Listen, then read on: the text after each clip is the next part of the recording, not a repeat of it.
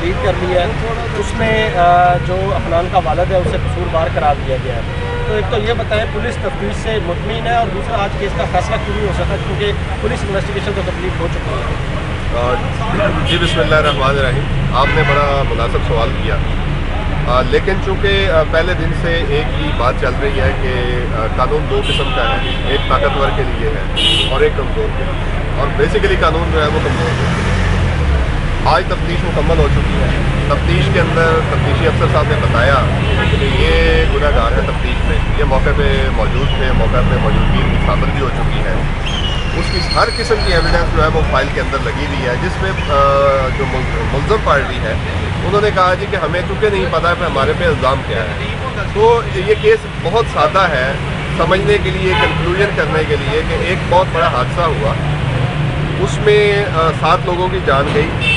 मुद्दई मौजूद हैं, हम मौजूद हैं। हमने बुनियादी तौर पे जो मुद्दई का पहला स्टेटमेंट है, FIR है, उसके बाद जो स्टेटमेंट है उसको सामने रख के हमने अपनी आर्गूमेंट्स करनी है। उनके एलिगेशन जो है उसका उन्होंने डिफेंस करना है। तो पुलिस ने जितनी एविडेंस है वो कलेक्ट करके अदालत के सामने रख दी है, लेकिन ये हीले बहाने हैं सिस्टम को फ्रस्ट्रेट करने के लिए और इन इंसाफ के जो तकाजे हैं उनको पूरा न करने के लिए।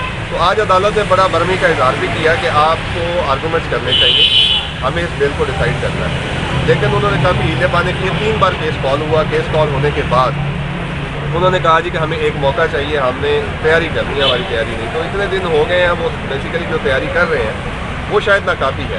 आज उन्होंने फिर अदालत ने उनको फ़ाइल भी दे दी, जो कि बुनियादी तौर पर फ़ाइल जो है वो नहीं दी जाती, और उन्होंने उस फाइल को पैरूज किया। सारा कुछ देखने के बाद वो बहाना भी ख़त्म हो गया कि हम देख लें कि फ़ाइल क्या है।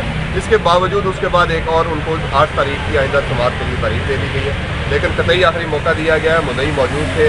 अदालत ने मुद्दई से भी बात की और मुद्दई ने भी बताया कि इस तरह मेरे साथ ज्यादती भी हो रही है, और ये जो मुल्ज़म है बुनियादी तौर पे ये बाहर रह के अब इनको भी तंग कर रहा है, एविडेंस को भी कलेक्ट नहीं होने दे रहा। मेरा ख्याल हमारे यहाँ वाली बात नहीं है, बल्कि जहाँ तक हम बात कर रहे हैं तो वो अपना आराम का बता देते हैं, उसको कोर्ट में कहा जाना चाहिए, लेकिन पुलिस का सिस्टम बहुत स्लो है, तो वो काबिल वाली की बात है। और अभी जब आप थाने में बुलाते हैं या आप जाते हैं या आपको कहते हैं कि जो लीगल मुल्ज़मान है, जिस तरह आप कहते हैं कि इस केस मैं मिसाल बनाऊंगा, तो आप उसको कहते नहीं शरीक मुल्ज़मान को अरेस्ट करें, क्या मुझे सिर्फ एक दफ़ा बुलाया, सिर्फ 2 से 3 बार उनको सामने देखे ना कैमरे की तरफ, कहीं बिल मुशाफा गुफ्तगू या एक बार DAG ऑफिस में हुई है, सिर्फ एक दफ़ा। अच्छा, पुलिस इन्वेस्टिगेशन ये बता रही है, कोर्ट ने भी बताया कि मुल्ज़म है अफनान का वालिद वो जाए वकूआ पर था।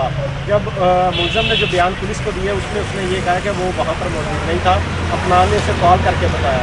तो आप तो वहीं पे थे, आपने क्या देखा कि वहाँ पर मुल्ज़म मौजूद था, उस गाड़ी में था या बाद में आया? मुल्ज़म मौजूद था। पुलिस ने उसकी तस्दीक भी की है, उसकी एविडेंस भी सामने आ चुकी है, और स्टेटमेंट भी पहले दिन से ये है कि मुल्ज़म जो है, जब ये हुआ हादसा तो मुल्ज़म जो है वो मौके पर मौजूद था, और इसीलिए वो मुल्ज़म है। और आपके मीडिया के सामने उन्होंने कुछ प्रीवियस बेल भी इसीलिए ली कि वो मौके पर मौजूद था। तो ये हक़ाइक़ सामने आ चुके हैं, सारी एविडेंस रिकॉर्ड पे आ चुकी है।